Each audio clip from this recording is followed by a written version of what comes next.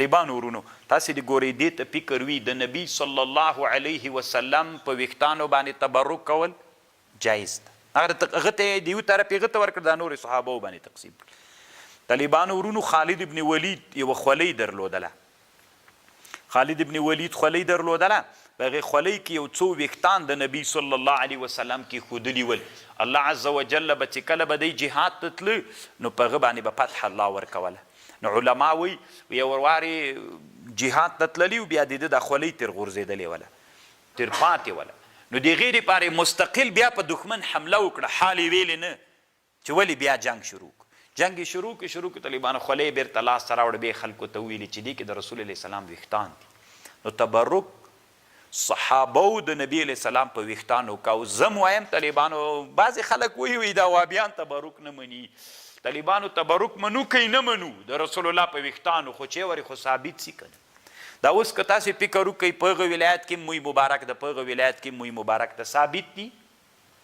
نو ته خو یې ما ته ثابت کا که نه د رسول علیه السلام خولۍ، د رسول علیه السلام غاښ، د رسول علیه السلام ته خو یې ما ته ثابت کا که نه.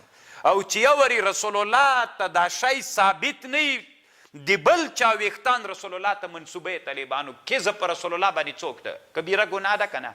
من کذب علی متعمدا، څوک چې په ما قصدن دروغ وایي رسول علیه السلام وایي دا څوک ده؟ ځان ته د جهنم کې ځان. نو چې یو څادر د رسول الله نه وي، ته دروغ خدای چا څادر رسول الله ته منسوبوي، دروغ ویښتان د رسول الله نه وي منسوبوي. موږ تبرک منو، خو چې د رسول علیه السلام ویښتان ثابت سي.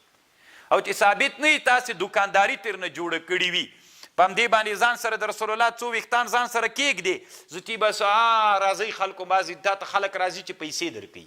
ځئ خلک خو ځتې عوام دي که نه، بس پرې راخوشي وي، بس خلک پیسې ورکوي. دا طالبانو نه منم. ثابت چې سي منو یې بلکل طالبانو تبرک، خو بیا به هم شرک مرک نه ورته کوي، سجدې مجدې به نه ورته کوي. او د داسې مزخرفو پیرانو طالبانو لکه دا څو ورځو کې چې اورئ را اورئ که نه، مزخرفه خلک چې په شرع باندې طالبانو نه په ظاهر د شرع برابر وي، او ظاهر خو دلالت په باطن کوي، په هغه هم برابر نه وي، په ده باندې هغه کول بیا څه ورته وایي تبرک کول. دا هېڅ په اسلام کې شته ده نه طالبان، دا تبرک نه ده. طالبانو یوه قصیده ده، قصیده د امام بوصیري ورته وایي، خلک ورته قصیده برده وایي. نو دا اصل کې طالبانو علامه بنوري صاحب وایي دا قصیده برده نه ده، دا قصیده برء ده. دا کوم سړی چې دا امام بوصیري چې دا قصیده یې ویلې ده، رسول الله السلام په اړه یوه قصیده ویلې ده، بیا دغه قصیده په برکت باندې الله عز وجل دی د شل مرستوب نه جوړ کړی ده. موږ سره سته طالبانو، بله ورځ موږ دلته دا کور کې دا د هغه رنګ کو، کومه کتابخانه کې چې د هغه کتابونه دي درسي کتابونه، نو هلته مو کتابونه په جای کول. والد رحمه الله سره و علامه خرپوتي ورته وایي عصیدة الشهد على قصیدة البرده. کتاب مې را پیدا کړ، بیا مې خپلې کتابخانې ته راوړ ترنه، لکه د والد صاحب کتاب و دا طالبانو د امام بوصیري عصیدة الشهد على قصیدة البرده. نه برده نه ده طالبانو، برده دال نه ده طالبانو، برعه ده یعنی د جوړښت. یوه طالبانو قصیده برده چې وه هغه د کعب ابن زهیر ده. کعب ابن زهیر طالبانو یو صحابي و، رسول علیه السلام ته بانت السعاد یو هغه وویلې، یو قصیده ورته ویلې طالبانو. ما سره دا بانت السعاد هم سته طالبانو. دا دومره خطرناکه قصیده ده چې ورته حیرانه بسې په دې باندې شرحه ده. بانت السعاد هم سره سره طالبانو شرح هم سره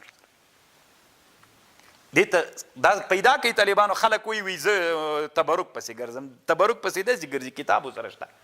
دا طالبانو نبي علیه السلام ته یو صحابي راغی کعب ابن زهیر، نبي علیه السلام ته یو قصیده ویلې بانت السعاد، د نبي علیه السلام په حضور کې ویلې. بیا نبي علیه السلام خپله څادر ده ته ورک.